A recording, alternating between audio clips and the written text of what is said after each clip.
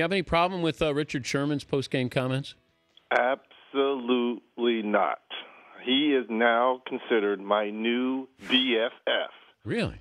Yes. If I was on Facebook, I would, is it like or follow or whatever, best friend? Well, I don't know what it's called. But if I was on Facebook, I would do whatever that is, follow, like him. I mean, we want our athletes to be honest, open, unfiltered.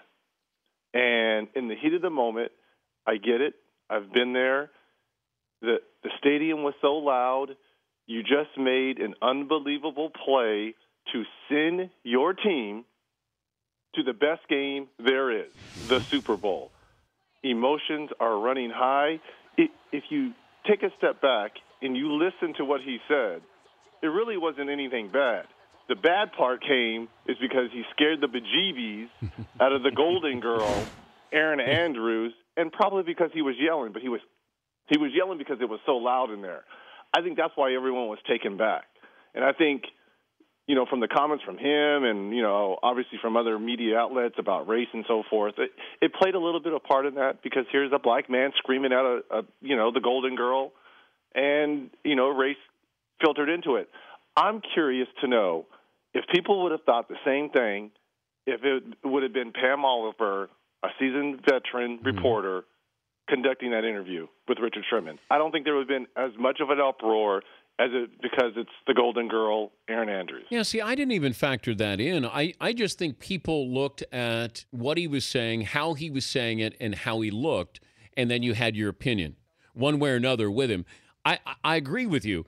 We want our athletes to be honest until it's something we don't agree with, and then we have a problem with it. And that's where I said, you got to make up your mind here. Do you want to hear somebody tell you what is really going on in the field and the emotion going on in a rivalry and a big play and you're going to the Super Bowl? Or do you want them to be neutered, watered down, and just saying, you know what, I'm just happy to be here? My job's easier because of Richard Sherman. But, the people who factored in race and that he was a thug because he had dreads, and that's where I go.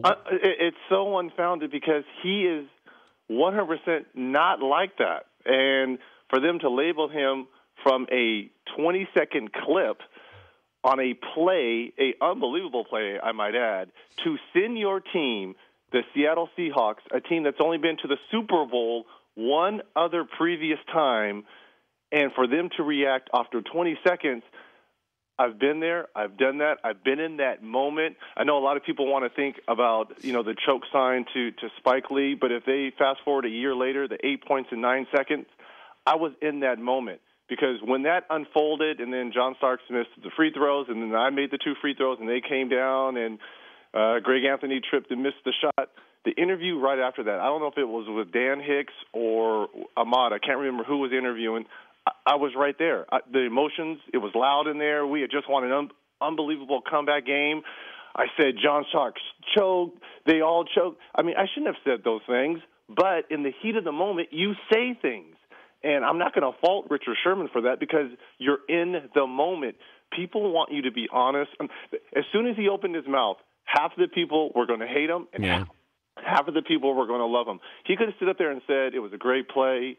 Hats off to Michael Crabtree. He made a great route, but, I was lucky to get my hand on it. And people have been like, boring. Where's the guy that leads the league in interceptions? But why would they go to him? Why wouldn't they go to Russell Wilson? Why? What was the reaction to you with what happened in New York that day or that next day after you torch him, you do the choke sign to Spike Lee? Mm-hmm. I mean, you were very, very vocal about it. And that was game 1, the 8 points in 9 seconds. And then I came out and said, New Yorkers, they're all chokers.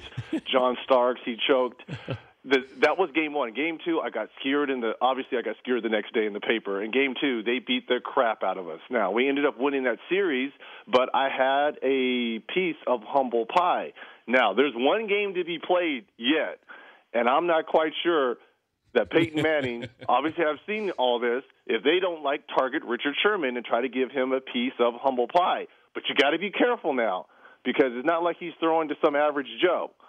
So, I mean, there's one game yet to be played where there's going to be a lot of people that want Richard Sherman to be targeted, and Wes Welker, and all the Thomas and all these other guys, Decker. They want him. If Richard Sherman is matched up against him, for Peyton Manning to throw for 400 yards and 5 TDs. But you've got to be careful what you ask for, because one thing I do agree with him with, he is the best corner in the game.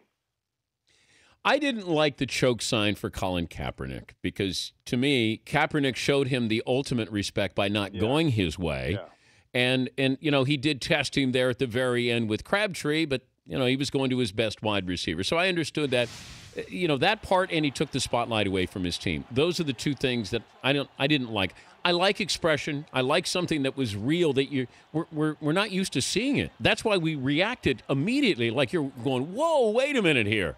I 100% agree, because I'll go back to the 8.9 seconds. I never should have mentioned John Starks. He never should have mentioned Michael Crabtree by name, because we know you're the best corner, and we know he's not, a top 10 receiver in the game.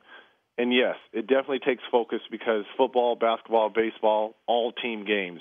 And he was only targeted twice during that game. Yeah. That took away everything that Russell Wilson, Marshawn Lynch, the rest of that great defense.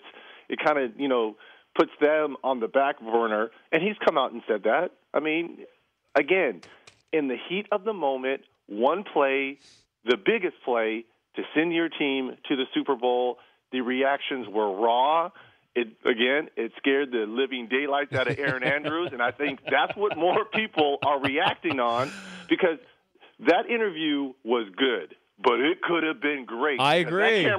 That camera should have stayed on them for another 30 to 45 seconds, because he, in a interview, was, as we call, in the zone. They should have kept going with that. But you saw the whites of her eyes, and the producer was like, let's send it back to the Well, she said guy. She said that the producer told her to wrap it up. They were worried.